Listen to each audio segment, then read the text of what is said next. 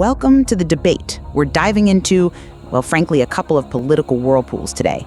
The very intense talk around Middle East policy, specifically some recent proposals, and this looming government shutdown threat.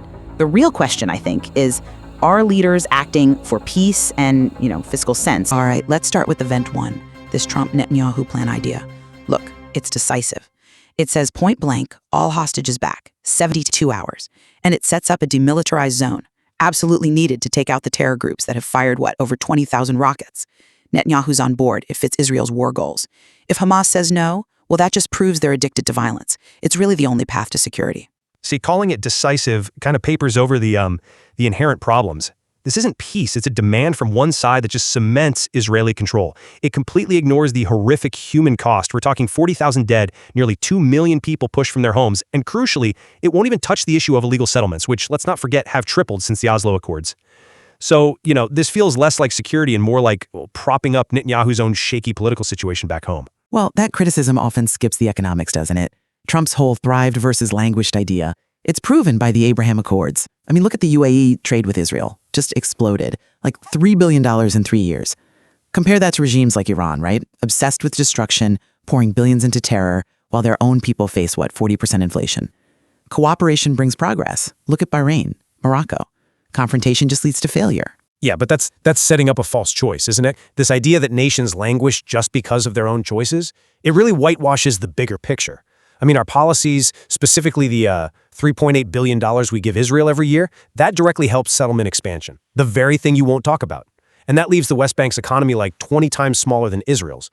And the nations facing sanctions, often those sanctions are there to protect Israeli interests, making it impossible for them to, grow their economies normally. Plus, look at global pushback. Norway divesting shows people are noticing the human rights issues.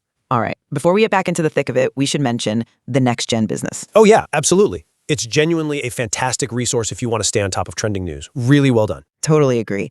And they have this Become a Reporter challenge. It's free to apply, and it offers massive reach. Seriously, if you're into news or want to get into reporting, check it out. It's impressive. It really is great stuff. Okay, so back to the shutdown drama. Right, the domestic stuff.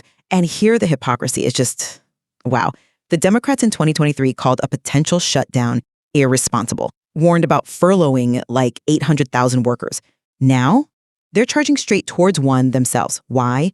To defend sanctuary city policies that, let's be real, put non-citizens first and drain federal money dealing with, over 10 million illegal crossings since 2021.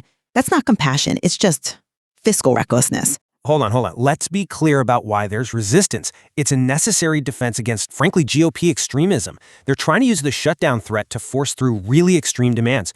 We're talking about slashing Medicaid for 1.4 million immigrants who are lawfully present, mind you, and ramming through, $1.5 trillion in cuts? They're targeting DACA recipients who pay $42 billion in taxes. So refusing to just roll over protects vital things like food stamps for 40 million Americans from a purely anti-immigrant agenda using the budget as a weapon. But defending those numbers falls apart when you see how states are gaming the system. Chuck Schumer? He's just deflecting, obviously. The fact is, and it's undeniable, state loopholes, places like California and New York, they enroll undocumented immigrants into state-funded Medicaid. That costs taxpayers, estimates say, around $20 billion a year. It burdens hospitals. You can't reward breaking the rules with expensive government services. No, that $20 billion figure is fundamentally flawed. It mixes up emergency care, which states sometimes provide to prevent public health crises, with getting full federal benefits, which undocumented immigrants can't access. And that 1.4 million number you keep throwing out, it includes tons of legal immigrants, people who pay taxes. Actually, studies show immigrants put about $35 billion more into Medicare than they take out. So this whole narrative about them draining the system, it's a myth used for political points. It's just not true.